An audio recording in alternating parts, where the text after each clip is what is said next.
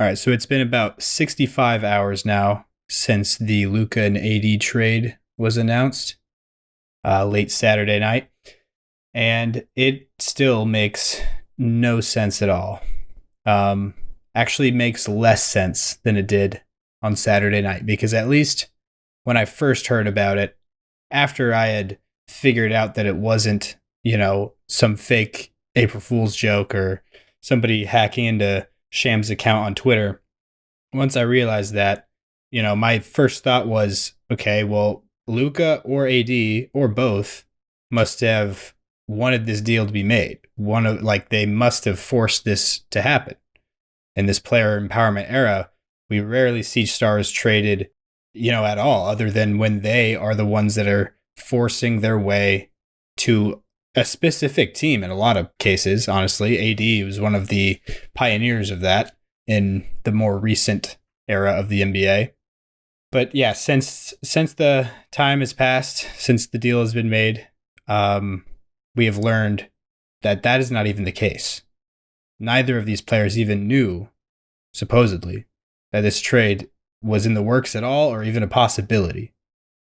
The rest of the league had no idea. Apparently, all the other GMs across the NBA are pretty mad, understandably, that they did not know. They were completely unaware that Luka Doncic was available to be traded. I don't even really think AD was very available to be traded. There was some talk of AD being moved, but that people were looking at that as like, oh, wow, that's a crazy idea. That'll probably not happen. But it was just like a fun thought experiment to think about, oh, what could the Lakers do if they trade AD? Maybe. Little did anybody know that he would be moved, and it would be for Luka Doncic, who obviously is on no one's radar to ever be traded because he's one of the most untradeable assets in the league. Literally, him, Jokic, and Victor Wembanyama, Shai Gilgeous-Alexander. That's probably the top four right there. Like, that's a player. It's a non-starter in a conversation about a trade, but yet the Mavs offered this to the Lakers. That's the reporting around it anyways. A couple weeks ago, apparently the Mavs reached out to the Lakers about this. And so I'm still like, there's so many details, so many things about this that is so wacky and confusing. But one thought that I've had is like, looking at the return that the Mavs did get for Luka Doncic. They got Anthony Davis, Max Christie, and a first-round pick from the Lakers in 2029. And they gave up Luka Doncic, Maxi Kleber, and Markieff Morris, I believe. And so looking at that, I just don't understand how, like, in an era where anytime there's a trade, even for not really a star, there's picks being swapped. There's actual pick swaps being exchanged. There's this deal is completely void of that. I just don't understand how you move one of the most valuable, contracts in the league. You move that for one that is in an entire class below that, which, like, as the classes escalate in terms of player contracts, at the very top, the gap gets immensely wider. Like, it's so much, there's so much of a gap between the class of player that Luka is in terms of his value as a contract because of his age and potential and what he can do on the court and team roster construction, all those things. There's such a wide gap between him, the class of player he is, and where AD is, which is really the next class below, but still, that's what I'm saying, is that's how big there's a gap between those two classes of player. AD is like the 10 to 15th most valuable contract in the NBA, probably.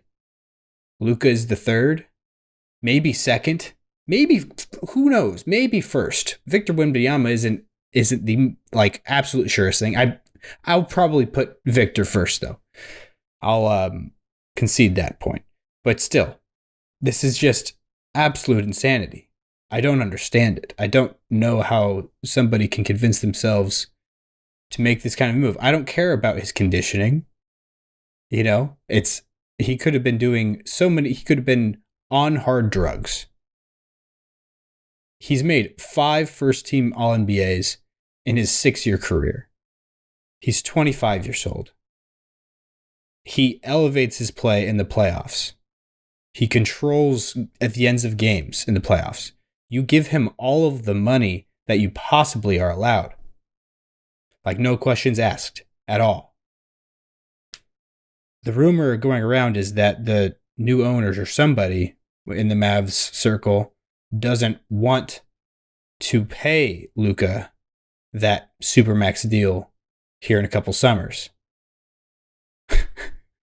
It's like, you know, these owners are new, but that's very much a part of being a basketball owner. You have to get, there's some players alive that deserve a supermax deal because that's the top of the spectrum. It's a grading scale. So there's got to be some people in the highest elite class of players, right?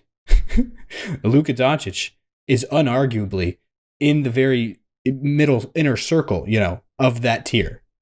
If you're not going to give Luka Doncic the supermax, who will you give the supermax to? And I understand the health concerns somewhat. That it's like makes it maybe a little bit more shaky than like a Jokic, But still, the way that Nico Harrison and the Mavs front office have talked about this trade in the aftermath and for their reasonings of doing it, they're talking about Luka like he's Zion, or Joel Embiid, even. Zion's probably the worst example of that, but like Luka's not either of them. He's not the most healthy. He's not always available, but he's sure as hell on a completely different level than those other guys who get paid supermax money and their teams have not traded them, And on top of that, he's also proven what he can do in the playoffs, even though he's struggled with injuries here and there. Joel and Zion, for that matter, we haven't seen Zion play a literal playoff game. He's not played in a playoff game. Joel Embiid has had a very, very checkered, mostly negative playoff track record. And he's been injured for a lot of it, but he's played through the injuries and whatnot, which same for Luka. Luka's been injured, struggling with some kind of injury, like literally every single playoff run he's been in. He's had something that's been hampering him, that he's been nursing along, playing through. And he's still one of the best players on literally the top 3 or 4 best player in the postseason, probably even higher than that, at least 3rd, since he's been in the league. So I don't understand. I just don't understand. I think he's probably 2nd, actually, for what I was just saying. The best players in the playoffs since he's come into the NBA. I think he is 2nd, behind only Nikola Jokic. I would definitely put him above Giannis, to be honest. Giannis has had some major flops. Wow. I'm sorry. I still can't believe this, but this is a recording that I'm doing for an intro on a podcast episode that I already have recorded. So there's that. This isn't going to be super long.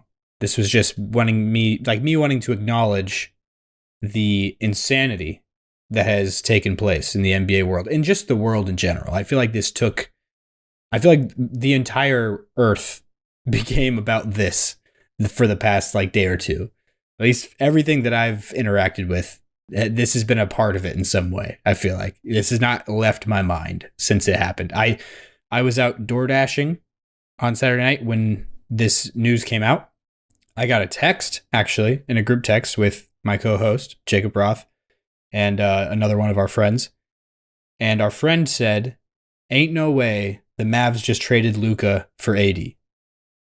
And I opened that, looked at it, and didn't even consider the possibility of that being true.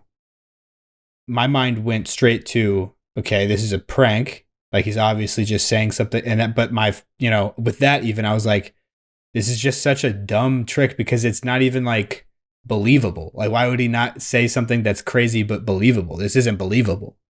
I was like, never in a million years. So I was like, this isn't. I was about to say, yeah, ain't no way they did that because they did not do that. There's no way they did that, type of thing, because they definitely did not. But then for a second, I just thought, but it just doesn't feel like he is pranking us because I know this, this is my friend. He wouldn't say something so like this isn't something he would come up with to prank us with. It just feels like he would want to use something that's more believable. So that, this reverse psychology type thing started confusing me. And so then I went and just looked at Twitter just to check to see if, maybe there's like something fake going around that he saw, and maybe believed, or he saw and then is trying to get us to see if we can believe it by, saying it's real type thing. And so I went looking for that. I didn't see anything for the first couple minutes that I opened Twitter. Didn't see anything at all. And then I just went to Sham's page because I was like, if it's going to come from somewhere and it's real, it's going to come from Sham's. So I looked that up and there it is. The very most recent tweet, like literally a minute, 2 minutes before I looked at it. It was posted. And obviously in the replies, everybody was thinking he got hacked. And so then I was still under the assumption that like something weird is going on. What's happening right now.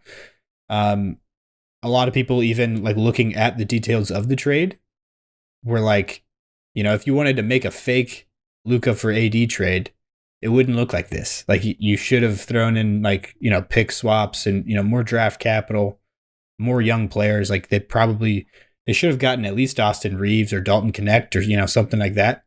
But no, it was real. And Shams had to quote tweet his original tweet saying, no, this is real.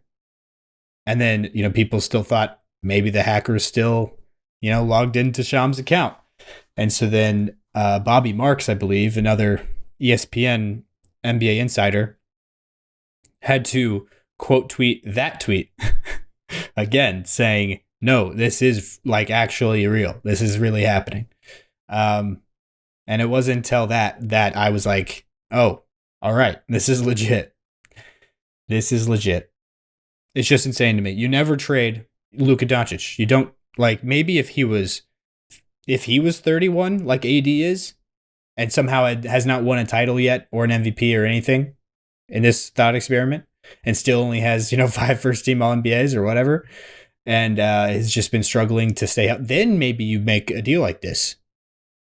But right, he's 25 years old and he just took your team to the finals after missing the playoffs the year before and also being a like terrible defensive team for the first half of that season last year. Like you built a competent defense around him and like it became one of the best defenses in the league. And Luka became your offensive engine just on the other end, with Kyrie supplementing. And it's like, that was a good formula. It was a terrible matchup going against the buzzsaw of the Celtics, but you made it all the way through the Western Conference and your star player is only 25 and wants to be there. He cried, apparently, when he found out about the trade. He had just bought a $15 million house in your city. A week before this, he closed on that house.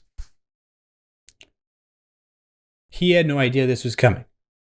He said after the trade, after finding out, he thought that he would be in Dallas his entire career. Your fans, there's not there's barely any other player to fan base relationship as special as this one. Your fans all rally around him as the face of your franchise, of like the next Dirk. And you trade him when you don't need to at all. And the other part of this is, even if you were to be a completely dumb person, if you just wanted to be dumb, let's say that, do make one dumb mistake in that you're entertaining the idea of trading Luka because you don't like that he can't stay healthy and you just want something more consistent, like AD, the complete picture of health, which is just another ironic thing about this. Um, but let's say that you've talked yourself into trying to trade Luka. Why would you make a secret deal in the middle of the night? Only talk to one team about it. Like you're only going and talking to one team. Obviously not bartering all that hard, because I cannot imagine Rob Pelinka having the balls to be like, you're asking for both of our firsts down the line. No, I'm actually going to take one of those out of there and, like negotiate it. Like I could not believe doing that when you're being offered Luka Doncic in a trade. Like I would be like, yep.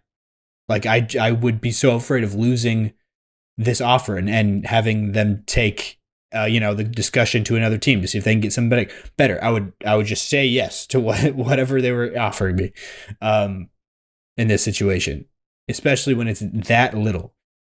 It's just insane to me. How does that happen? I don't even remember where I was when I started it. I feel like I started leading into a point that I was making. But yeah, let's say that you're dumb enough to convince yourself to try to trade Luka. Why would you make a secret deal with just one team instead of shopping them around? Like you should announce to the world that this person is available, so you can get an insane amount of that. You can start a bidding war. It would be the biggest haul of any player, like any trade for a star in NBA history. This would be, if you properly went about that process, like every other star that's been traded has gone through that process. I don't understand. I don't know if it's Nico Harrison was afraid of, in this player empowerment era, when players decide like, oh, it's time for us to part ways, me and my team, then they they get all the control. They decide where they want to go, basically, and by publicly doing all these things. I don't know if he was afraid of Luka finding out about their ideas to trade him because they didn't want him to get any leverage. But it's like, the reason why you don't want to let him get leverage is so he can't can't force his way somewhere and take your leverage away from other teams. And therefore you end up with a dampened return. Your return is not as potent as it could be.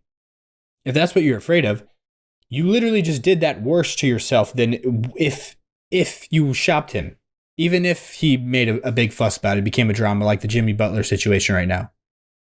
Even if it became like that, you would still be able to get more value than this. And that is why, literally, the leading theory in my mind right now, the thing that can explain this, the only way I can see this explained in a way that makes some sense, is that the NBA manufactured this in some way. Like, they made this deal happen because the Lakers are their golden child. That's like their cash cow. That's globally, that's the biggest brand in sports.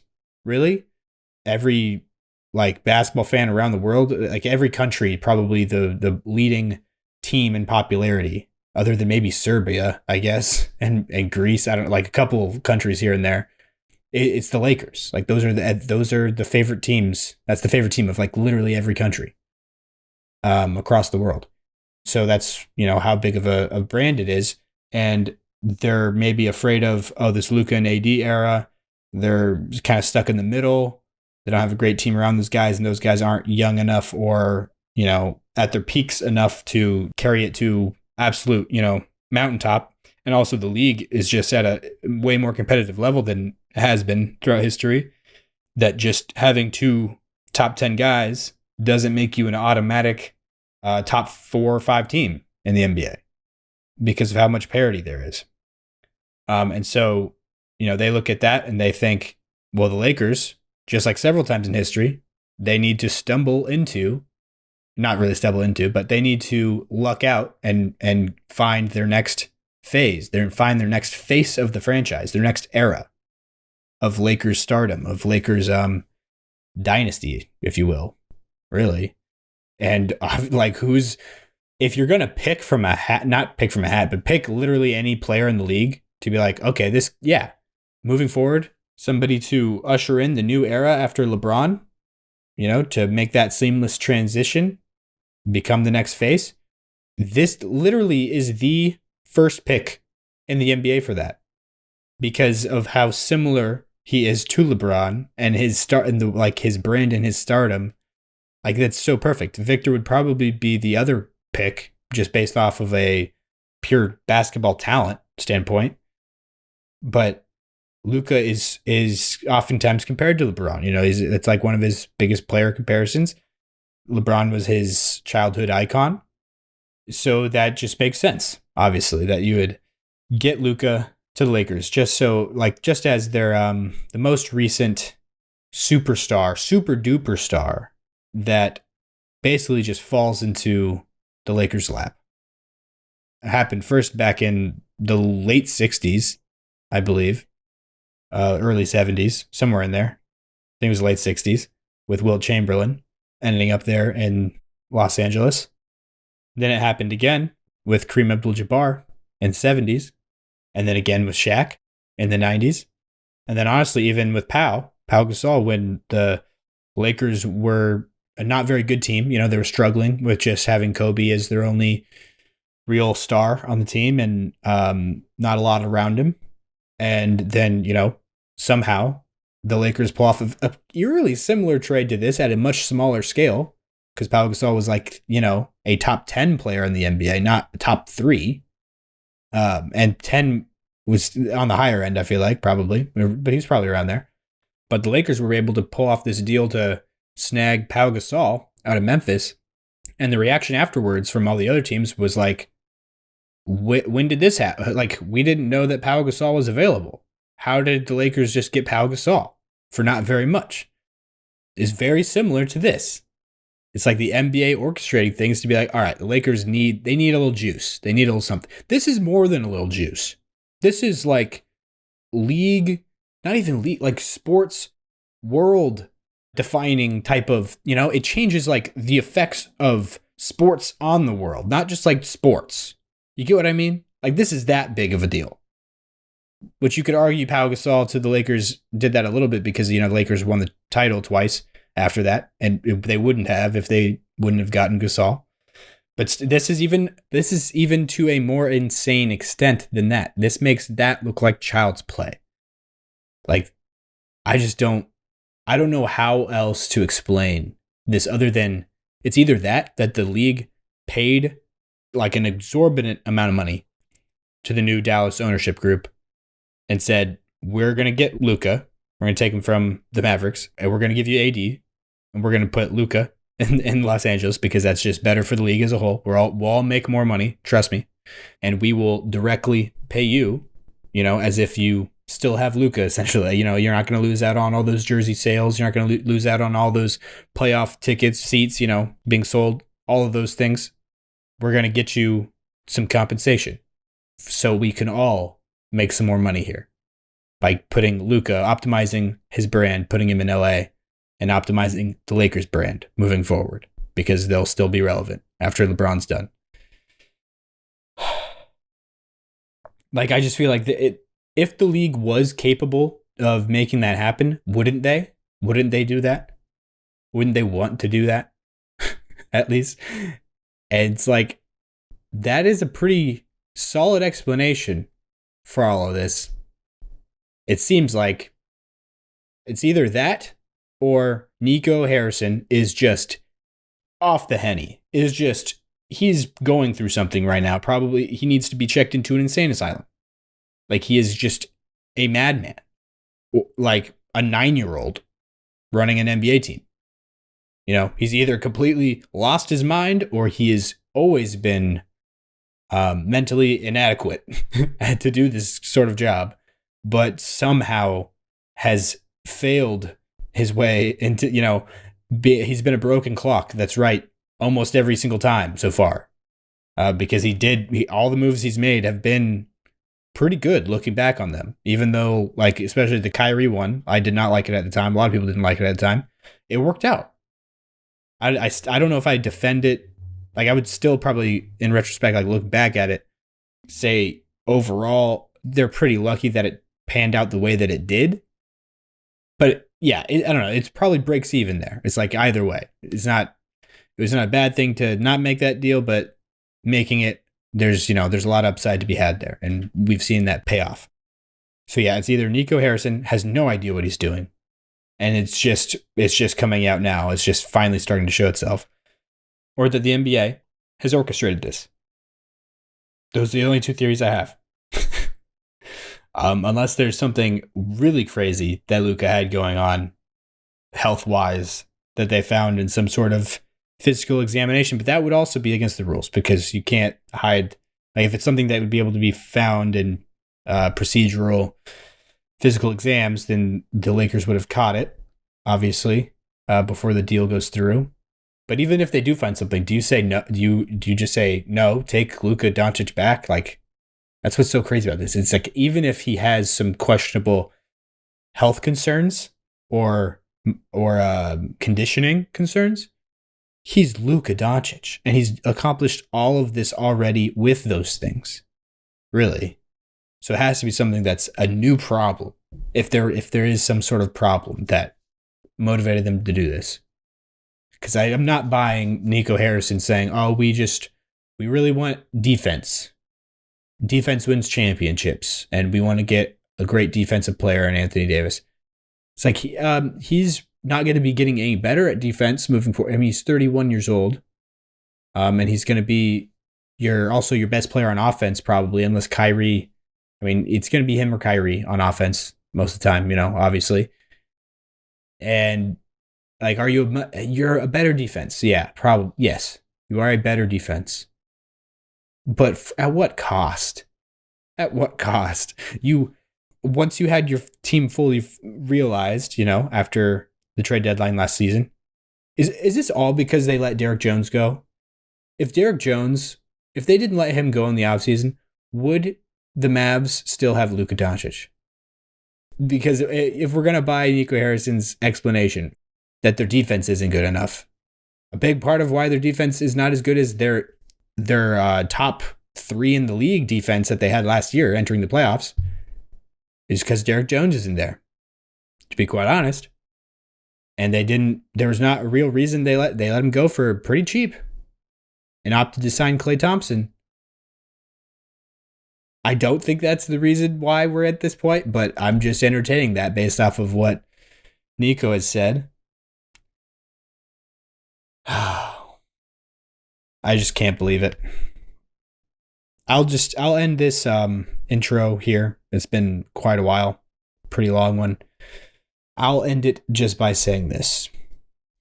I would have never guessed in a million years that Dwight Powell was going to, be on the Dallas Mavericks before Luka Doncic got to Dallas, and that Dwight Powell would still be on the Dallas Mavericks after Luka Doncic was no longer there. After Luka's tenure in Dallas had ended, Dwight Powell is still on the team. Obviously, that's not the important detail about all of this, but that as like just something for your brain to chew on. Dwight Powell was the longest tenured Maverick, and he has continued to be the longest tenured Maverick. Luka will never pass him. Luka's not ever going to pass him. I thought it's just funny looking back, because at one point I was doing an episode or a video or something looking at the most tenured player that's been there the longest on each NBA team, and all of them was like their star, Nuggets is Jokic, the Lakers is LeBron, so on and so forth. And then you look at Dallas, and it was Dwight Powell. He's just somehow been able to stick around like all these years, since 2014 or whatever he's been here since. But just looking at that, I in my mind I think, oh yeah, that's weird. That's funny right now, but obviously sometime soon that's going to be Luka. Nope, that will never happen. That day will never come. And that's just sad. I'm not a Mavericks fan, but I feel bad. Like my heart hurts, to be honest. Like this made me sad. This move. Because I'm like, how can you be so out of touch with your community, your fan base, the people that give you the platform, the job that you have, the position that you're in. And like, I'm just removing the basketball from the conversation, which is, it's like, also, when you just look at the basketball of it, never make this move. That's dumb. Don't do it. But also, when you think about culture, fan base, community, like those things they'll never be the same. You affected an entire market, an entire, community in a way that is irreparable. Like, it's just true. I mean, obviously, there's still going to be Mavericks fans in 5 years. A lot of them, there will be people that have gotten over it, for sure.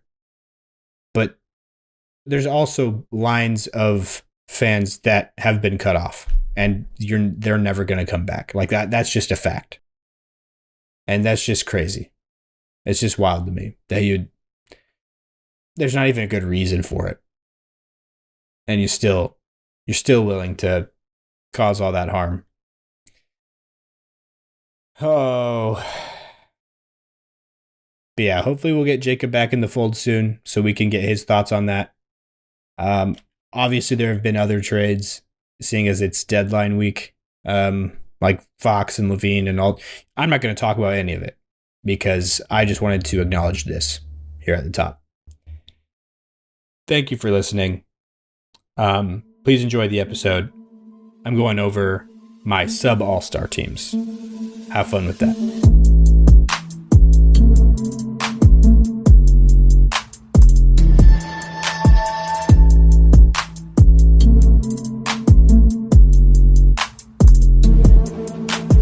Hello and welcome to the Derrick Rose episode of the Hoop Theory Podcast, aka episode 108, which is in honor of him being the first pick in the 08 NBA draft. Recording this one on the afternoon of Friday, January 31st. My name is Logan Wertman, and unlike usual, I am actually not joined by my co-host, Jacob Roth, this week. He's actually gotten really busy, way busier, believe it or not, since he's had his third kid. So, that was the result, or a source, rather, of the hiatus in the first place. So moving forward, for me to keep getting, Hoop Theory episodes out, I'll probably just have to fly solo every once in a while here and there. So we'll try to do that here today. It's been a long time since I've recorded a solo episode, but we're going to try to tackle that right now. So it's going to be about all-star teams, but a little bit of a different spin on it that I had an idea to do this year called sub all-star teams. You might have heard of Thinking Basketball doing a version of this in the past. I don't know if they still do this, but Thinking Basketball used to do this thing back in the day called sub all-star teams, or just sub all-stars rather. I think it was basically just a list of them. There was no like limit on making a team, and it was also like more of a view of like it's a role player, like really good role players, good players that are good at not being all-stars, basically, is what the idea or the vision behind it was. This one that I'm doing today is actually literally just like make two all-star teams for both the East and Western Conference, but just cut out all of the people who made the actual all-star teams from the NBA. Like basically like act like they don't exist. They're erased from existence. And so now what would the all-star teams be? If all of them got injured, we'll phrase it that way. If the whole all-star teams got injured, what would the new all-star teams look like? And so that's the exercise I wanted to tackle here today. But before we get into any of that, I'd first like to thank everybody for listening. The bench just got announced last night for the all-star team also. So this is pretty fresh. I'm recording this on Friday, January 31st, as I said before. But yeah, thank you everybody for listening. I'd like to suggest to everybody to hit us up on Patreon if you want to support the show, or buy me a coffee as well. That's the other website you can go do that at. That's patreon.com/hoop theory and buymeacoffee.com/hoop theory. All of our links can also be found in the description of both the show and the episode, wherever you're watching or listening to this.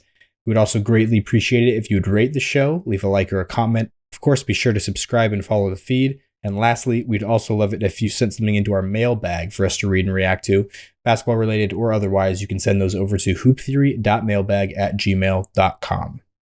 And without further ado, let's get into today's episode. So the All-Star teams just got announced yesterday, like I was saying before. The starters had been announced for a couple weeks now, something like that, it feels like at least. That's in the East, Giannis, Jalen Brunson. I don't know why they do it in this order. I think that's kind of dumb. Jalen Brunson and Donovan Mitchell are the guards.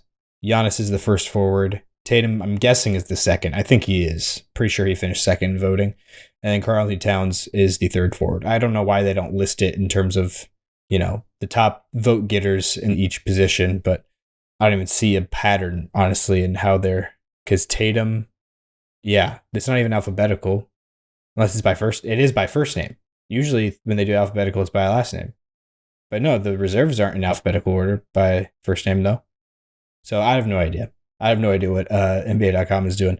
But to repeat that, though, Jalen Brunson, Donovan Mitchell, Giannis Antetokounmpo, Jason Tatum, and Karl-Anthony Towns are the starters out east.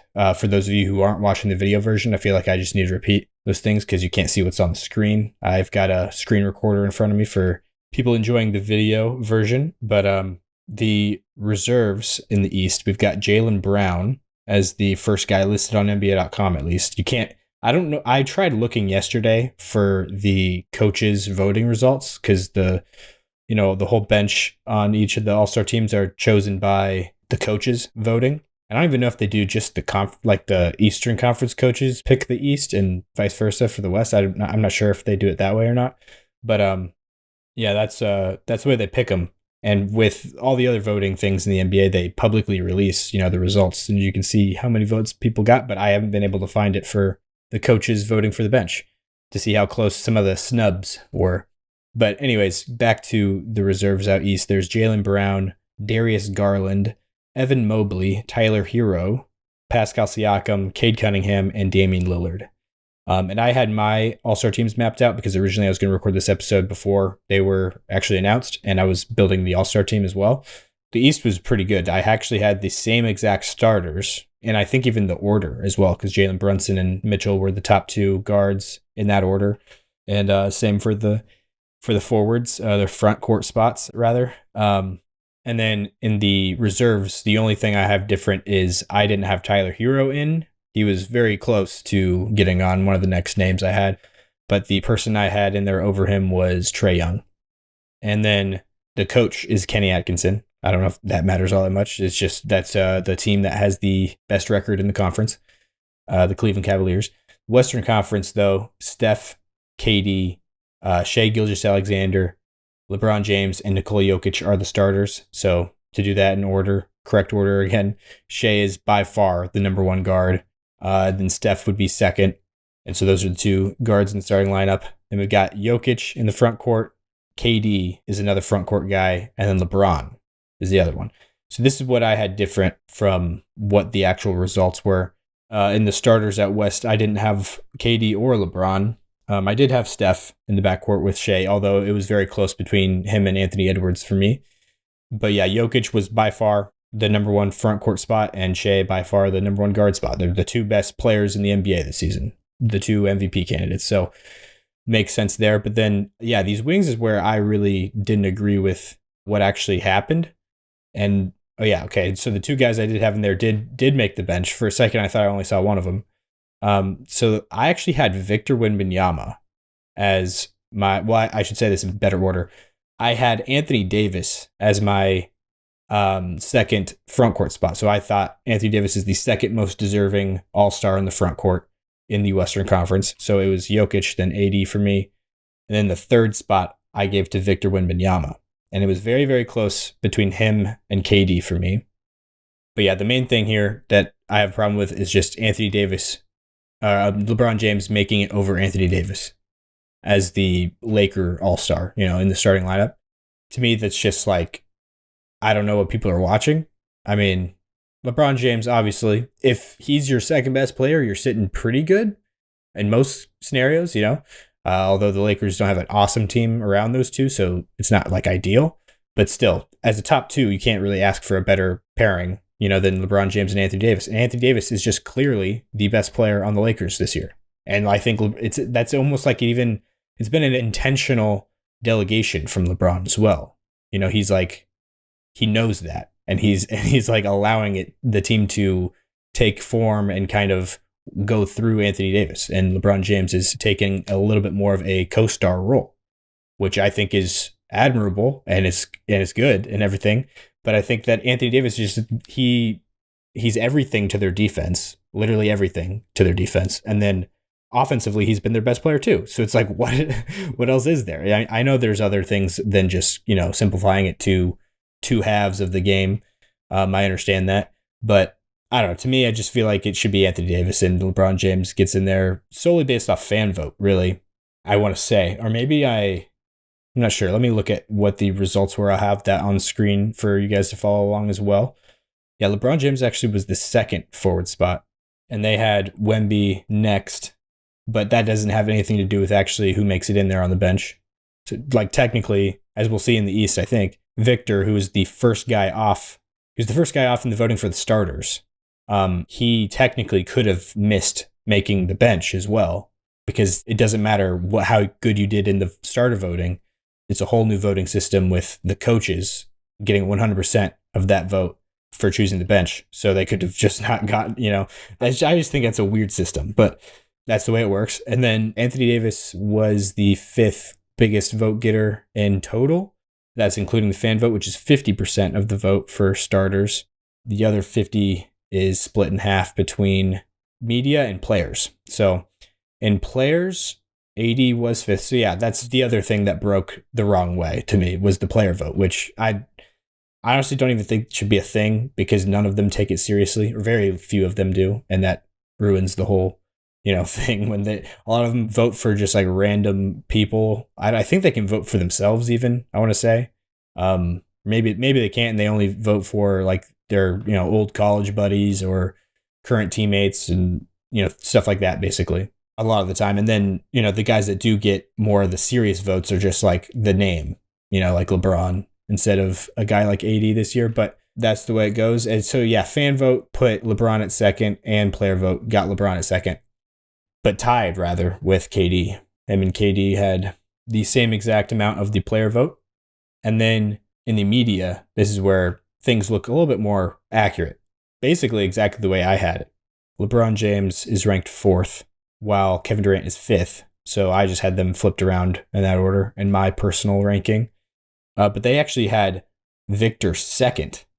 So Wembanyama is second according to media, which is a little bit higher than I had him. I had him at third, obviously behind AD. So that's the other thing that didn't break right for AD, was that media put him a little bit lower than I think they should have, on top of the other two categories putting him way lower than they should have, down at 5. So yeah, looking back at the actual teams though, AD is one of the bench guys. Anthony Edwards is the top guard on the bench, which I had as well. James Harden is here on the bench. I did not have James Harden. He was one of the first guys off though, for sure. Jaren Jackson Jr. made it in here, and I was very happy to see that. I did have him on my team. He was right below LeBron for me. And then Şengün is on here. And I really thought that I would have Şengün on my team, like before I really mapped it out in my head. And I actually did not. I think I would consider him my first guy off out of all the guys out west. Şengün was the number one guy who didn't make the team for me. But I had Domantas Sabonis in there instead, just because of really Sabonis' numbers this year look insane. And also the Kings on off with him is incredible. Like the offensive rating with him on is like 126, and with him off is like 111, like something like that. It's pretty ridiculous. And then also it's something similar just for offensive defensive rating. I think his defensive rating when he's on is 111 as well. Somewhere in that range, at least. It was that type of split. It was like Jokic type of splits, So I just felt like that really means something, on that Kings team that is pretty middling, for them to have, and all of Sabonis' minutes, really like pretty staggering results where they're beating teams by quite a bit. I just think that's a trend that speaks highly of how Sabonis has just kind of dominated this year, scoring a bit more than he ever has at like 21 points a game. And rebounding is the big thing. He's always been one of the best rebounders in the league, but this year he is number one so far at 14.5 boards a game. So rounding to whole numbers, he's at like 21, 15, and 7, I believe. I think he's at like 6.6 assists per contest. So that's why I thought that Sabonis should have been in there instead of Şengün. But, love seeing Şengün in there. I'm obviously the reason why he gets in there over Sabonis is because of the team representation thing. I try to not think about that as much as other people do. I don't not think about it at all. Obviously, I consider winning when I'm picking, who the best basketball players are. But a lot of people like treat it as a criteria of like, if a team is a top 4 seed or whatever, they have to have at least one all-star, maybe even more than that. Like, I think some people say like the top 6 seed, got to have an all-star representing them. And then a team that's like the first or second seed has to have 2 all-stars. I've heard people say stuff like that. And to me, it's just like, why make these predetermined rules? Like, what's the point of being a voter or like being able to discern things and like, compare and contrast different situations? It's like a case by case basis, you can't really do that when you just predetermine set parameters of like, well, if this team has this record, then they have to have 2 all-stars and there's no other way to go about it, So that was the reason why back several years ago, Bradley Beal, when he was averaging like 31 points a game, leading the league in scoring, didn't make it in there because the Raptors had the number 1 seed in the East. And so they had to give somebody else besides Kawhi a roster spot on the All-Star team. Some voters did, at least, and it was enough to shift it into Kyle Lowry's direction, putting Lowry in there over Bradley Beal, which I actually don't hate that as much now, several years later, as I did then. I understand Lowry's impact a little bit more now is not just about, numbers, but still it felt like Bradley Beal was a deserving all-star that year. I'm pretty sure he made All-NBA, I want to say.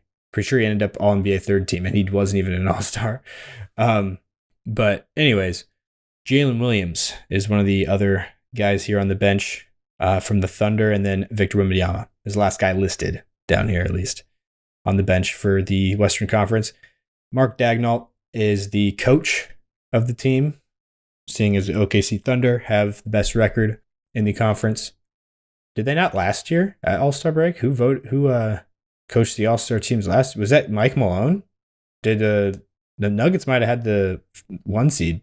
I doubt it. We usually start off the season slower, so I don't know if we would have had the 1 seed at All-Star break last year, but I can't think of it. Couldn't have been Daigneault. The reason why I'm talking about this is because that's a weird rule that came into play a couple years ago, where if a coach has been I don't even think it's a specific coach. It's just the coach of a team. So if a team has had their head coach be the all-star coach in a given year, the next year that team's head coach is ineligible of being the all-star coach.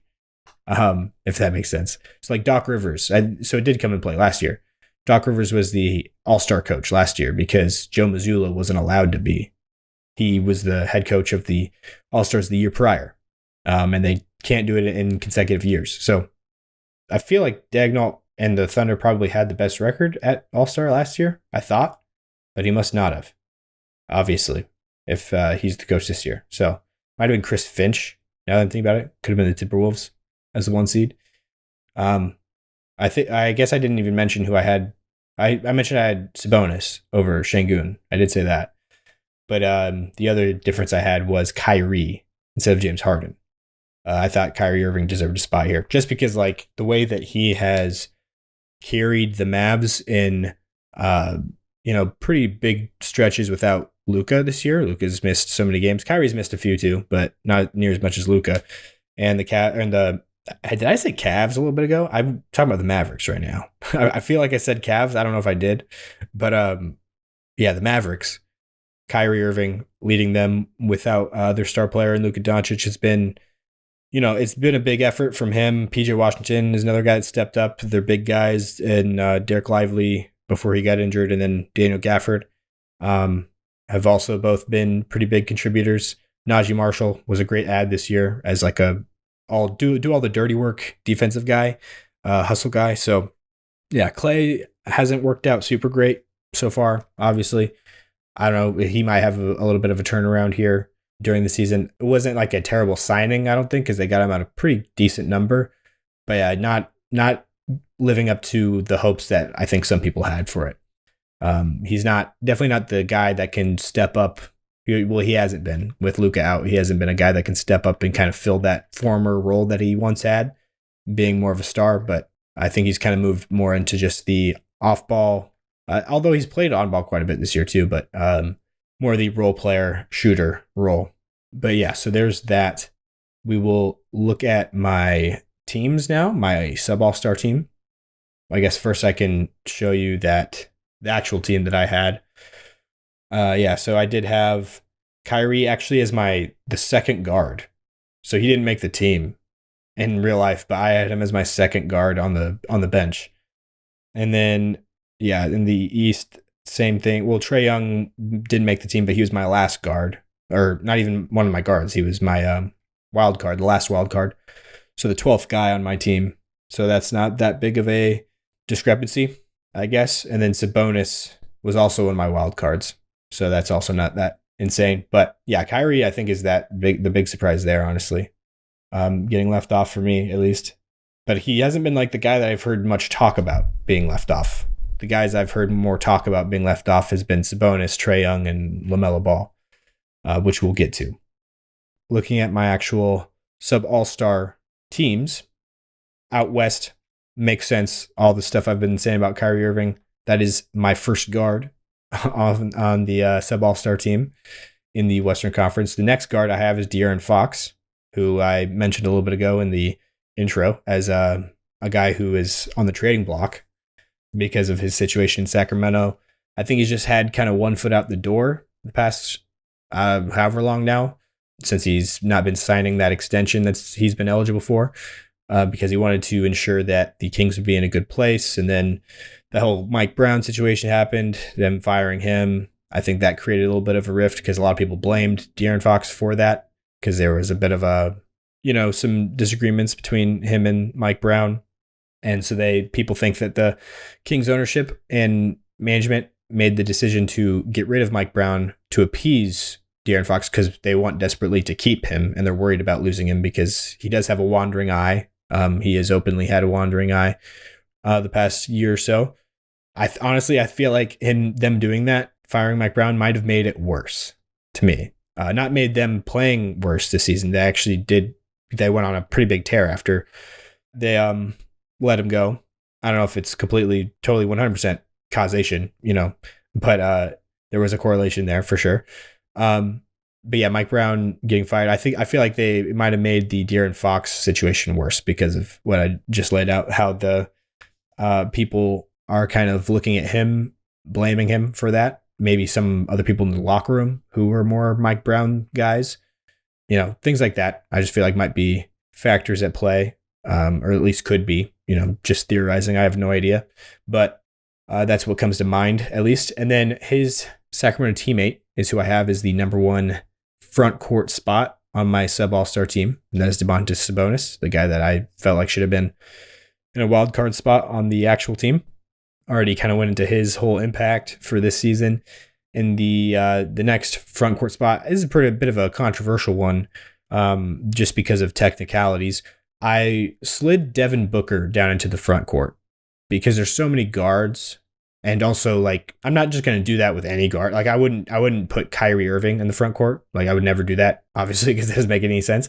But Devin Booker, I think I don't know if the majority of the season he has, but last year for sure, the majority of the season, he was starting at the 3. And he's started several games this year at the 3. And the Olympic team, he was playing 3 most of the time because they usually had 2 guards out there and then him as the wing. So I don't know. To me, it's just he's definitely a front court guy. He could be. He plays 3 all the time. So why can't I put him at the 3 on an all-star team or a sub all-star team? So that's the reason I did that. And it just makes the team work a lot better. There's just a lot more deserving backcourt players to me than there are spots for them to fit into, because there's always, 2 backcourts, 3 front courts in each of the starting and bench roles. And then also on the main team, it's like that too. So it starts stacking up pretty quickly how many front court guys get taken out of the pool and how many backcourt guys are left in the pool.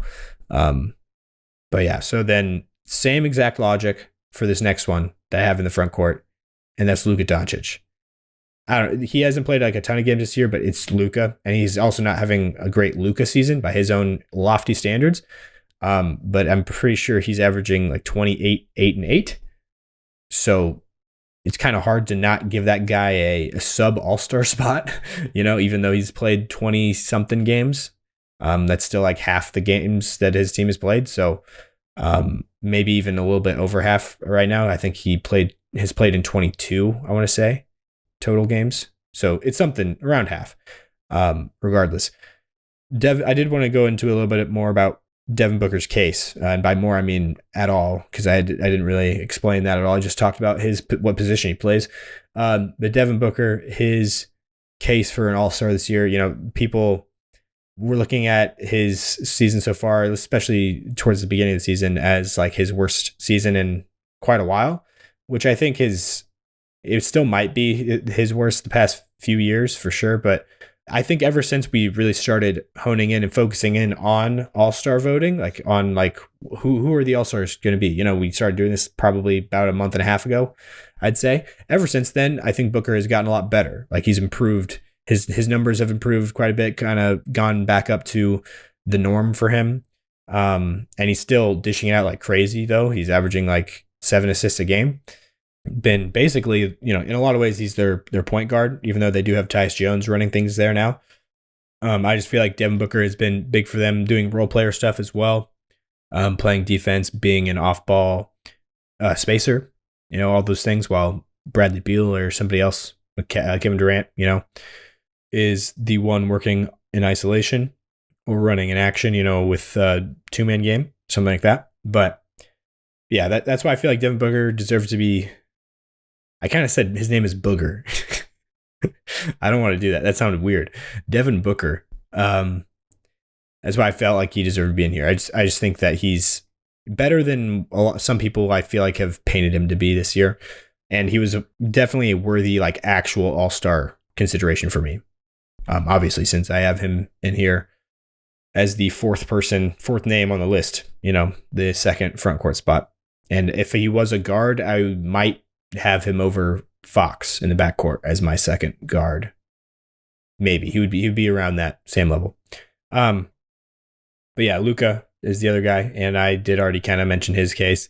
Ja Morant is who I have as the first guard in the backcourt. I've seen a lot of people who had Ja on their actual All-Star team, and especially the people that were putting him on there and Jaren Jackson not on there was where I had the main issue. So like Jaren Jackson Jr., kind of what I said about AD earlier, like he's been their best player on defense clearly, but he's also been their best offensive player. Like I heard some people freak out when somebody said that on the show that I was listening to, and the other, like everybody else on the show all like reacted as if that was like a crazy thing to say, that Jaren Jackson Jr. has been the best offensive player for the Grizzlies this season. And then even the person who said it kind of backed off and was like rephrased it as most consistent. But I don't even think you need to really say it like that. I think he's just been their best offensive player, to be honest. Like, or at least it's not like an insane thing to say that. I don't think it's an insane thing to say that Ja Morant per possession, has been their best offensive player. But I don't even think, even if you're viewing it that way, that it's that crazy to pick Jaren Jackson Jr. with how much more scoring he's done and how much more efficient he's been than Ja Morant.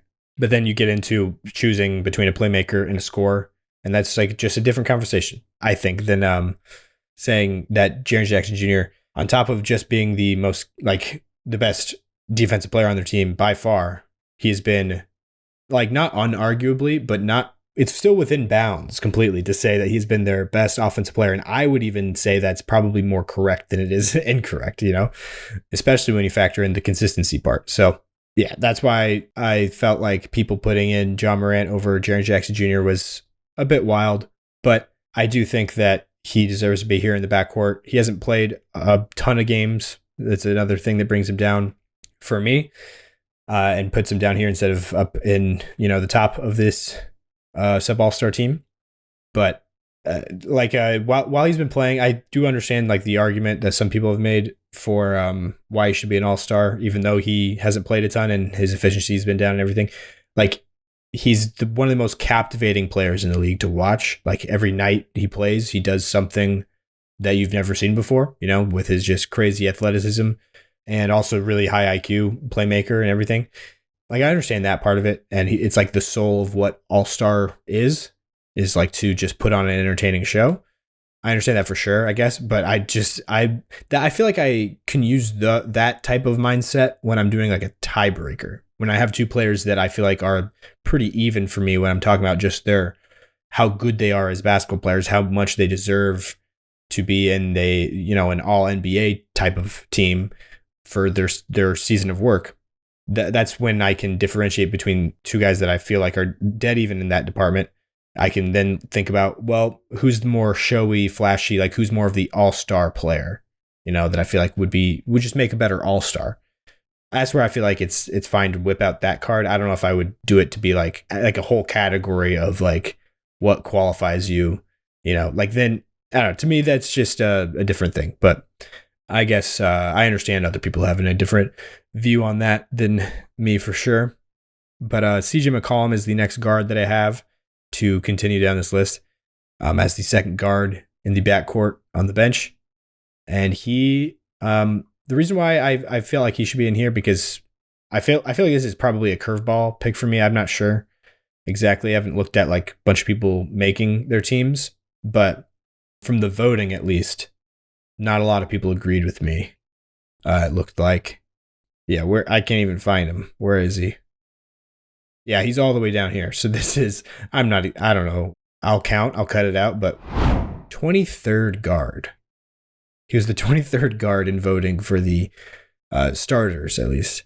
So, I don't know if he would make it for a lot of people on the sub all-star team, especially as high as I have him.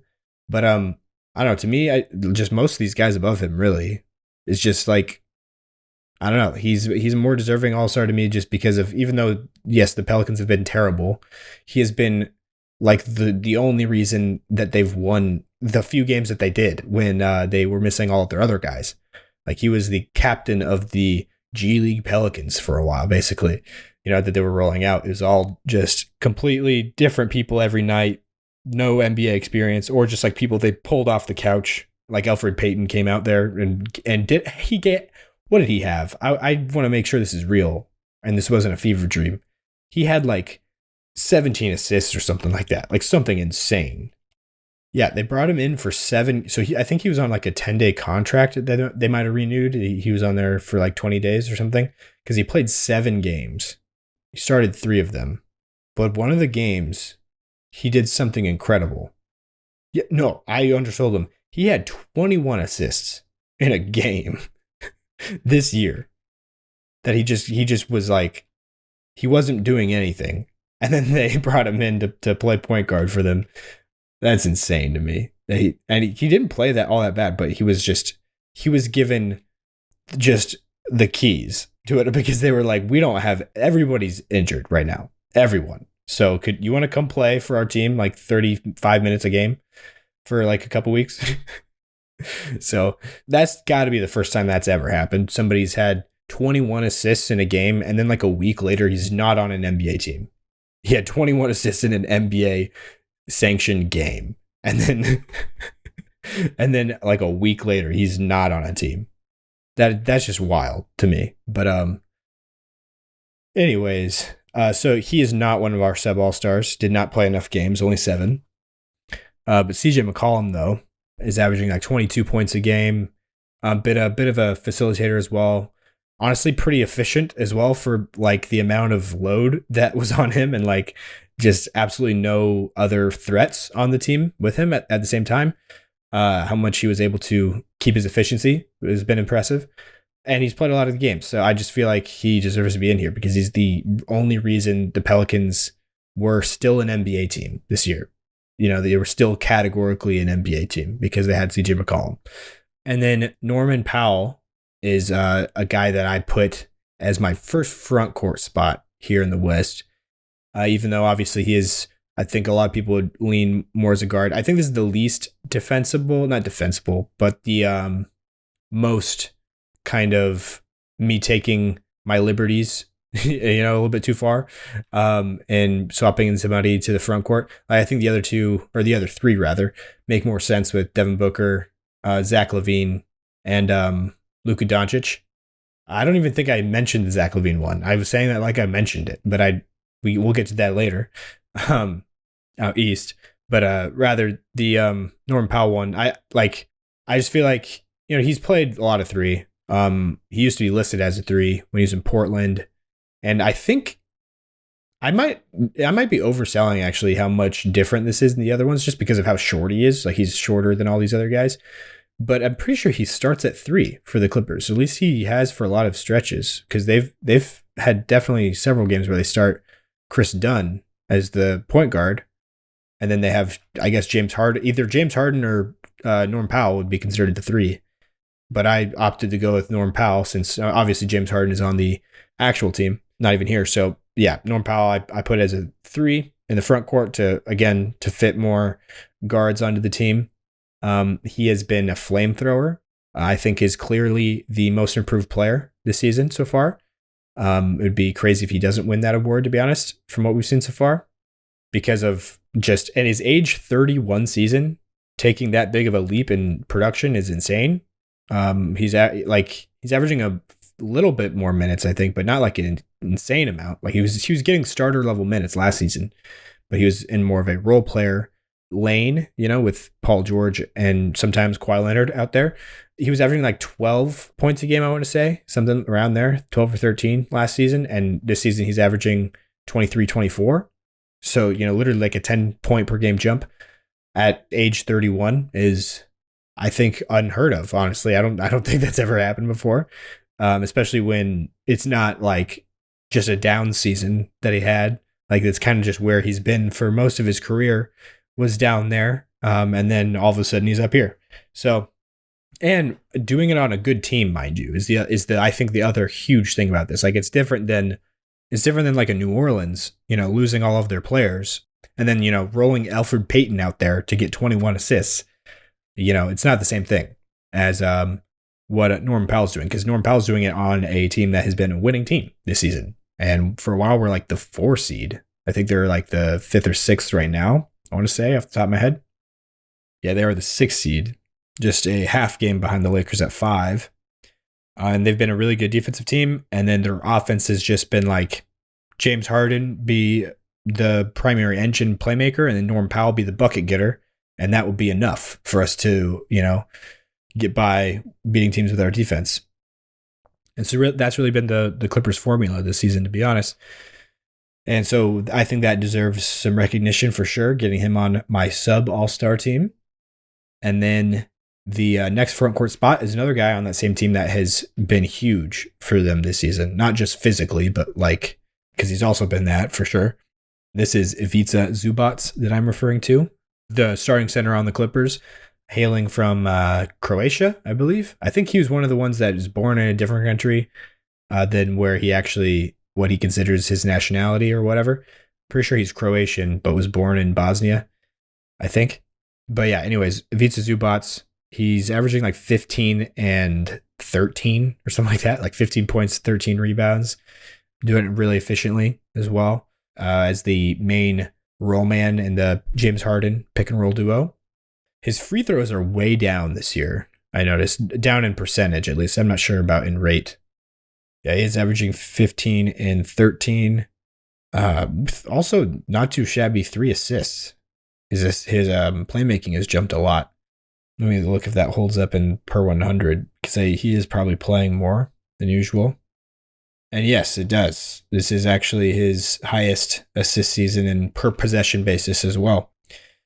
And then, yeah, free throw rate actually is about the same as where it used to be, but the percentage, though, is by far his lowest season. And it's actually a little bit better than the last time I looked, because I think the last time I looked, it was at like 55%. Right now, it's just under 59. And he's usually, I always think of Zubac as a mid-70s free throw shooter. He actually has been a little bit below that the past 3 seasons. But it's, 73% to 70% and 72%. down to 59 this year. But the year before, the first year I just said, he was all the way up at 79. He did have the half a season with the Lakers, 33 games, where he had a percentage of 86. So yeah, don't know what that's about. Him shooting so much lower with his free throws all of a sudden. Maybe he's just exerting a lot more energy doing other things, and the free throw line is like a break for him. So yeah, I just felt like Zoo deserved a shout out there. Got my second front court spot. On to the third one, the last front court spot on the bench. That is Julius Randle, which I know a lot of people would be like, why are you putting, he's had just such a rough season. Timberwolves fans really don't seem to like him all that much here in his new team in Minnesota. A terrible fit. I hated the trade ever since it was made. I never thought that this would be good for Randle or the Wolves, but there's no denying his role on the Wolves. Even though they've been disappointing, they're still like a around 500 team. I think a little bit above 500. I want to say. Oh yeah, they must have been going on a little bit of a tear lately because they're 27-21 now. I remember recently they were like literally 500. But yeah, Randall's averaging 19, 7, and 5 for the Wolves this year, played 48 games. And he's just kind of one of their main hubs on the team. So I just feel like it ranks a little bit higher than some of the more ancillary guys that I was considering to put on there instead of him, mainly Andrew Wiggins and Michael Porter Jr. I just felt like even though they've played better in their like smaller roles this season, I just feel like Julius Randle's had the tougher task, fitting into this weird situation for him. So I decided to give Randle that spot. The next guy I have, so this is the wild cards, I have Jamal Murray and Austin Reeves to finish out my roster in the West. Jamal, famously has not made an all-star team in his career because Jokic has not played with anybody who's made an all-star team, all-NBA, or all-defense even in his entire career. Never once. Even before he was, an all-star himself. He still never played with anybody who's done any of those things, at least at the time, while he was playing with them, because he did play with Paul Millsap, who used to be an all-star back in the day. But, it was after his peak that he came to Denver. And he was no longer, the best player on his team type of player. But anyways, yeah, Jamal Murray, I think he made the first ever Hoop Theory sub all-star team. So that's something he can put on his shelf. I know that he'll probably make an all-star team at one point, I think, unless his just weird regular season abysmal stretches continue to happen every single year, which it kind of feels like it is at this point. But who knows? We'll see. He is that level play. Like when he's on, he's just on, and sometimes he's just one of the most confusing players I've ever watched. Like in that way, that he can be so bad, and then when he's making his shots, it's like a whole different thing. And he's like better on defense then, and it's all these things just look so much better when he's just making his shots.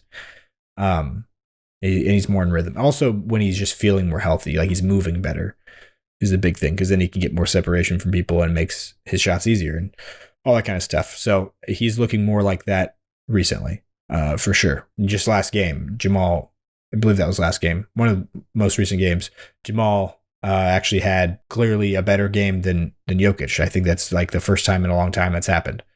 Other than maybe that the 46 ball that he had, although Jokic was really good that game as well. He was just kind of minimized because Jamal was playing so well, like shooting so well, that he kept delegating. This other game that I'm talking about, Jokic had a pretty poor game, probably his worst game of the season, honestly. And then Jamal went off. He had a really good Jamal game, probably his second best game of the season. So, and did come in a loss. So it wasn't, it would have been better if we would have had a normal Jokic game and then a great Jamal game for a change. But that is the way that went. But yeah, anyways, Jamal is my first wildcard spot. Austin Reeves is the other one, just being the primary ball handler, really, outside of LeBron. I don't know. I'm sure LeBron's probably still carried more of the load, but Austin Reeves is pretty close to the amount of like usage in terms of ball handling, passing, and creating shots, playing pick and roll with AD. Austin Reeves has been doing all that this year. And then when he's not doing that, he is off the ball as like a 3-and-D wing, 3-and-D small guard. Although it's weird for me to say the D in there because, he is kind of he's famously kind of a target on defense. But that's one thing I think people misunderstand about Austin Reeves is like, yes, he's a target on defense for bigs, like specifically. That's like whenever people are hunting him on defense, it's always when they have like a big man. So like in the not Olympics, FIBA a couple years ago over in the Philippines, we were facing off against Montenegro, who had Vucevic. And so they kept trying to get switches to get Austin Reeves guarding Vucevic and post up Vucevic on Austin Reeves. A lot of teams kind of go to that in the NBA also in their stretches where it's like, Austin Reeves out here, let's focus on him, get him switch onto a big because he's just small. A lot of players that are smaller get that type of thing, especially when they also have kind of a slight build, like he's not super strong. But in terms of guarding guards, Austin Reeves holds up just fine. Like he does his job, So I will point that out. He's not just like a complete defensive zero, like some people talk about him. But yeah, and then the guys who were just off my West team were Jalen Green, Andrew Wiggins, and Michael Porter Jr. were the three guys I was kind of like debating putting in there over some of the other guys. But yeah, I won't go too deep into them. I'll just move on to the Eastern Conference. Trae Young is who I have as the number one guard in the backcourt. LaMelo Ball is the other one. And see, this is, I think, a lot of people's problem with who made the All-Star team. Like Jacob, actually, co-host of the show, texted me last night after he first saw who got on the team. And he was like, I think he said LaMelo or Garland over LaMelo is insane. And, Garland, I'm a lot higher on. Obviously, I had him as my top guard on the bench, literally my third guard in the East.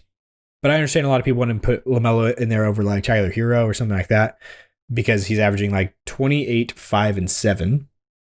He's only played 31 games, I'm seeing now. So he hasn't played like a ton. It's definitely enough to make it on there for me. But like he gets a little bit of a tick down compared to the people who are playing over 40.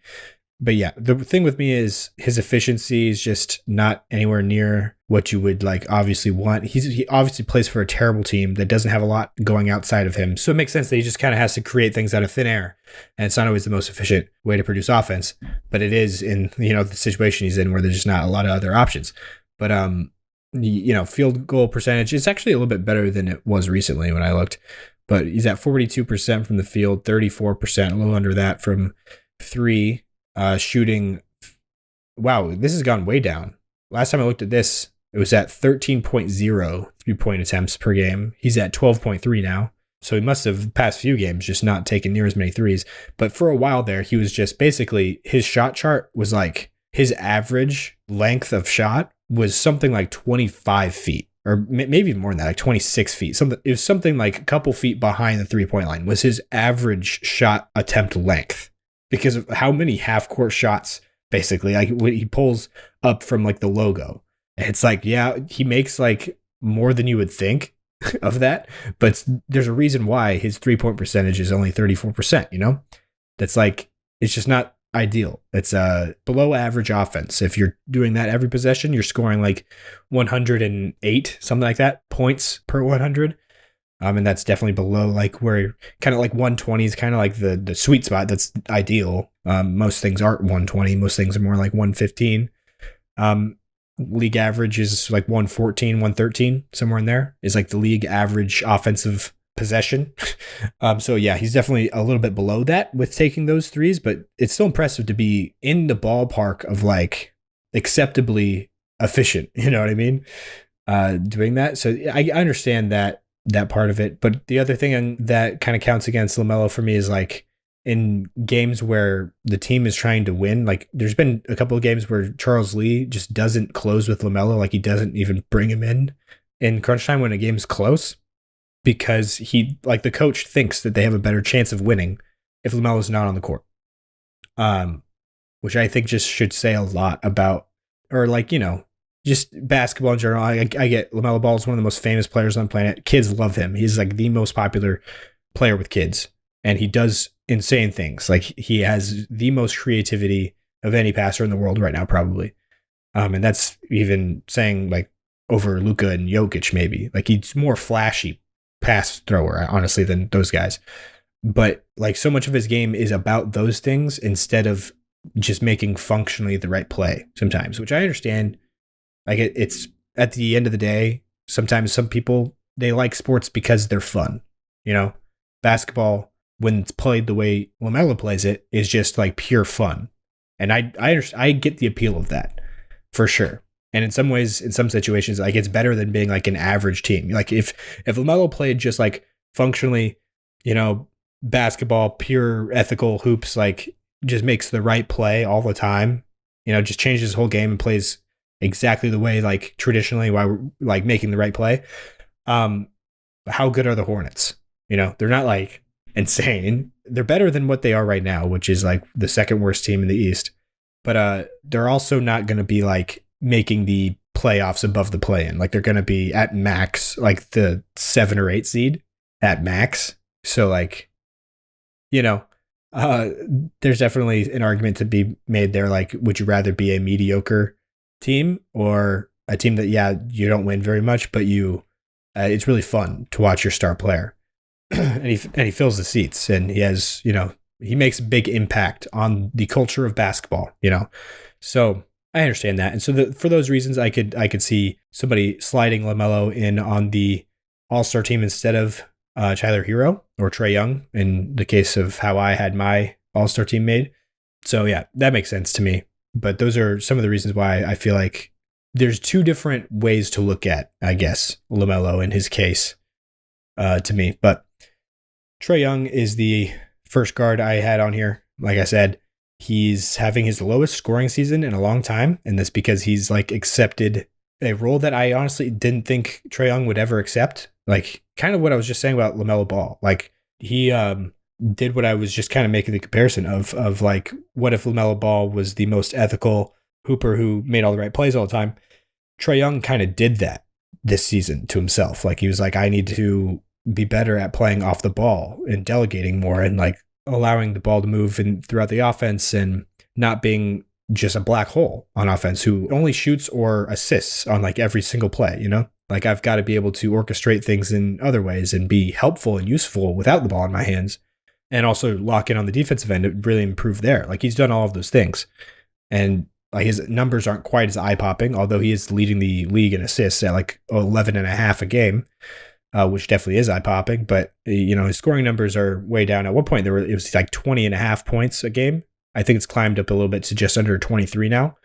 But still, yeah, like that's why I feel like Trae Young, I'm taking him more seriously as like he making an impact on winning than I used to. He used to have a little bit of the LaMelo Ball syndrome with just taking half court shots and making crazy passes.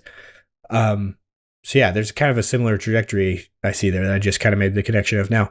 But Zach LaVine is the first front court spot. He's another guy that I slid out of position to put down there. And I think the Bulls might list him as their starting small forward, to be honest. You can quibble about who technically you think should be the 3, and there's not really a right answer because there's no like official listing of it, I don't think. I think several other outlets, like they have different orders of the starting lineups, like where they put people at each position. But Zach LaVine is out there with Josh Giddey, who a lot of people would call Josh Giddey the point guard on the Bulls because in the offense, he functionally serves as the point guard, as the primary ball handler, distributor, all that stuff. So if you're putting Josh Giddey as the point guard, Kobe White is definitely the 2 guard. Kobe White's not the 3. The 3 would be Zach LaVine because he would be guarding the bigger players and plays more of the off-ball, like getting set up type of role instead of like the primary ball handler, while Kobe White's more of the combo guard. But, you know, I could see somebody saying Kobe White is the point guard because he's guarding the point guards, you know, and Zach LaVine being the 2. And then that would make Josh Giddey the 3 that's like kind of like a point forward. There's different ways to look at and define it, but that's why I think that Zach LaVine is okay to slot in there at the 3. Jalen Johnson is who I have at the next front court spot in the starters for the East. I heard somebody say that when they were like debating who should be on the actual All-Star team, and they were talking about Jalen Johnson, saying that his numbers aren't eye-popping. But to me, it's like, yeah, maybe not for if it was like LeBron James that we're talking about. But this is a guy that, I don't know, to me, it's like so impressive because where did he come from? Like, I know he went to Duke, obviously. I know that he was like or no, he wasn't a lottery pick. He was the 20th actually, but he fell. I think he slid quite a bit because he was he was a pretty high recruit in high school. Yeah, he was the 11th guy in high school, but he didn't have a great year at Duke. And then also there's kind of questions of he kind of seemed like he could be like a Jeff Green or one of those big wings. And Jonathan Kuminga kind of got these comparisons too. Michael Beasley is another one. Like big scoring wings. They have like good potential, but they might also be just like kind of a black hole bust type of player. Like Jeff Green was expected to be a lot more than the role player he ended up being in his career. And so people kind of viewed Jalen Johnson in that similar type of way. But he's gone the other direction. At one point, he was averaging 20 points a game this season, but right now he's at 19, 10, and 5. 19, 10, and 5 as a fourth-year guy who was the 20. Like, it just, I don't know why, to me, it's so surreal that he's this good. He wasn't one of my guys, really, in the draft, and whenever that happens, I'm just really surprised by it, I think. But yeah, 19, 10, and 5. The way that he's good at everything is insane. He doesn't shoot all that well at just 31%. But free throws aren't terrible. They're actually pretty good. 75% for a guy who's not like, a shooter. But yeah, 19, 10, and 5. Distributing the ball, stealing the ball, 1.6 per game, and then also 1 block a game as well. So yeah, he's just kind of a force. He's like one of those guys that I really like in the as a small ball center in this kind of new era. There's a lot of guys that coaches have tried to fit into the small ball center role, like a Ben Simmons, like, several other players. And some of them, like Michael Porter Jr. is a guy that sometimes when he plays down, like he tries to play a bigger position, it doesn't work out all that well. Like he's just not as physical, this and that. And Jalen Johnson's one of those guys that goes the opposite direction. Like he's a big wing. Naturally, he's like a 3, like a big 3. But functionally, like he can guard the 4s and 5s just fine. Like he's very physical and just has an imposing size and presence down there in the paint. So yeah, so I just want to make that shout out to Jalen Johnson quick. But yeah, and then the last front court spot in the East I have is Jarrett Allen. He kind of with the Sabonis thing I was saying, Jarrett Allen is the most aggressive version of that I've came across while researching for All-Stars. Obviously, the other 3 stars on his team all made the actual All-Star team because Cleveland has been having such an insane season. And Jarrett Allen, obviously, I'm not putting him over any of those other guys, but I just think he's closer to them than some people might think in total impact because comparatively, right now he's having the best offensive rating of all time. For those who are watching video, I'm here on his basketball reference in the per 100 table. It says gold career totals indicate an all-time career record. So he has the all-time career record offensive rating. This is something that I just came across while I was like researching for All-Stars, that his career offensive rating is the best in NBA history. Like Jarrett Allen, like it's just insane to me. Like a defensive big, a guy who's considered, and his defensive rating on his career is 108, which is also insane. Like I guess this is something it's not just this year, but it's a thing that's been his story of his entire career. It's just crazy to me that Jarrett Allen, a defensive center, like purely, you think of him, you don't really think of him for his offense at all. You think of him as a rim protector, and on offense he's just a roll man. He doesn't shoot. He's very efficient because he's just rolls the rim. All his shots come right at the basket. But his offensive rating is 130. That's just incredible to me. But this year, it's even more drastic than it ever has been. He's leading the league in offensive rating this season at 143. 143. I don't know how that's not a record. I guess it wouldn't tell us if it is based off this because the gold thing only is for career totals. So if this was the best season ever, it would still just be bold. It's bold right now because that means it's the best this season. It's the best offensive rating in the NBA this year. But it wouldn't, if it was the best of all time, we wouldn't be able to know just based off of looking at this table. So it might be. I'm not sure. I've never seen that as an offensive rating before. But 108 defensive rating as well this year. So that's quick math, a 25 points per 100 possessions difference. So that's a plus 25 net. That's not even true. It's 35. I was about to say 25 is a lot, but it's not like it's 35. So the Cavs, when Jarrett Allen is on the floor for them this season, are beating teams by 35 points per 100. Obviously, these numbers don't mean absolutely everything, and that's why, like, if they did, he would be the number one. He would be like the MVP, maybe. Like he would be in debate with Jokic for MVP this season.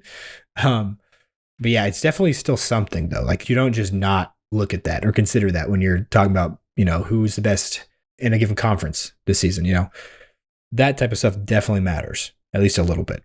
So that is a big reason why he's gotten on here for me. But, also when you look at just his counting stats impact, there's definitely some stuff there at 14 points, 10 rebounds, 2 assists, efficient. Like I said before, just under 71% from the field. Again, all of his shots come right at the rim. He's only taking 8 shots a game. Shooting his free throws pretty well, 73%.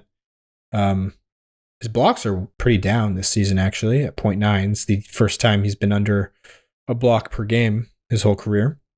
But also, Evan Mobley is getting a lot of those blocks as well for the Cavs this season as more of the roamer. And Jarrett Allen is more just like strictly the center, guarding the big guy on the court in the post. So usually you don't get a ton of blocks when you're guarding people on ball. It's usually the roamer who comes over to help. But yeah, so that is what gets Jarrett Allen as the starting center on the East sub all-star team for me. And we've got Tyrese Maxey as the first backcourt player off the bench. Sixers have been a dumpster fire this season, and Maxey has been one of the few bright spots. Not having a super efficient season, but kind of like what I've said before with LaMelo Ball, like there's reasons why when your team's playing that poorly that you have to just kind of shot chuck sometimes to get things going. Tyrese Halliburton is the other guard I have in the backcourt. Pacers have really turned it around after a slow start of the season. His scoring numbers aren't as high as they looked like they would be like last season for a big stretch, where it looked like he was like one of the new faces of like the East, in terms of like one of the best players out there. Now he's definitely regressed to more of like a really good second best player on a team type of thing, but still dishing it out as well, averaging like 9 assists a game. Scoring is at 18 points per game. I don't know if I actually said that, but that is where he's at. Shooting pretty well, just under 40%, I believe, from 3. And yeah, like I said, Pacers have turned it around a little bit. Bam Adebayo is the first front court spot for me. Bam this season on offense has been pretty disappointing, has not stepped up and filled that role of like the best player on the team like a lot of people thought he would. Tyler Hero has done that as like not in terms of like best player overall necessarily, but the primary ball handler, like first option. Tyler Hero has filled that role, and Bam Adebayo has not even really been that good of a second option, to be honest. He's really regressed, I feel like, in that department. But defensively, he's still been really good and is a big part of the reason why this team has played well this season. That's why I put him there. Franz Wagner is the other front court spot, or the second front court spot for me off the bench. And this guy is like one of the main cases of if he just played more games, like he would be definitely an all-star for sure for me. In the games that he's played, which I believe are 28, he's averaging 25, 5, and 6. And doing it on a team that was like without their actual best player, Paolo Banchero, having Franz in there as the lone star basically for the team. They were still winning so many games. I shouldn't even say still, because actually they didn't win a very good percentage of those 5 games that Paolo played at the start of the season. They started off a little bit slow. Paolo went out, and not necessarily because Paolo went out that the Magic started winning games, but they just, so happened to start winning games. But also it was when Franz Wagner was the engine of their team. Franz Wagner took a huge step up, filling that role, and he looked insane doing that. So like, there's definitely something there. When they're both back healthy, they'll have a little bit of a dueling fiddles. It's exciting to see how that will be integrated together, with this team. Magic are one of my favorite teams to watch out East, one of the most intriguing teams to me overall. And Franz Wagner is a big reason why. And then OG Anunoby is the last front court spot I have off the bench in the East, just playing really well, defensively, scoring the ball as well as like the third or fourth option for the Knicks this season, probably fourth option behind Mikal Bridges, but he was the third option early on when Mikal came off to a slow start. And then Josh Hart is my first wild card off the Knicks as well. I believe he's averaging 14, 10, and 5, 10 and 6, maybe something like that. I think it was crazier than it is currently. Yeah, 14, 10, and 6. 14, 10, and 6 is what he's averaging. Josh Hart is doing that, which is just insane to me. This Knicks team has been, I really like them, even though their defense has fallen off quite a bit, down to like the middle of the pack. They've been a little bit above average. Before, they were looked at as like that was like their calling card was defense. Now it's offense. Ever since they got Cat, and Josh Hart has been a big reason for their success on both ends. And also, he's literally 6'4", averaging 10 rebounds a game. That is just unbelievable. So, I thought that alone honestly should give him a little bit of a nod here. Then Paolo Banchero is the last guy I have here on the wild cards. Similar thing with Franz. He's played more than just those 5 games now, obviously, because he came back a couple weeks ago. I believe it's around 20 games played now, I want to say, in that range at least. So that was enough for me, especially with how hot he started off early on. Had a 50 ball right at the beginning of the season. His rapid ascension is also fun to watch, and I just think that deserved him a spot here in the sub all-star team for me. And then the East, first off, guys, I have a lot more than in the West because it was just a lot closer once we got down here to the bottom of the sub all-star team. There was more guys on the horizon that I felt like, you could make a case for. And those included Nikola Vucevic, Derrick White, Jordan Poole, Scotty Barnes, Cam Johnson, and Brandon Miller. And so that rounds out my sub all-star teams. I thought this exercise was pretty fun. I think I'm going to probably bring it back, do it every year as like a reoccurring Hoop Theory tradition. So be looking forward to that. Maybe some year I'll do it with Jacob, hopefully. Yeah, thank you for listening. Stay happy, stay healthy. I or maybe we will both talk to you next episode. We'll see what happens.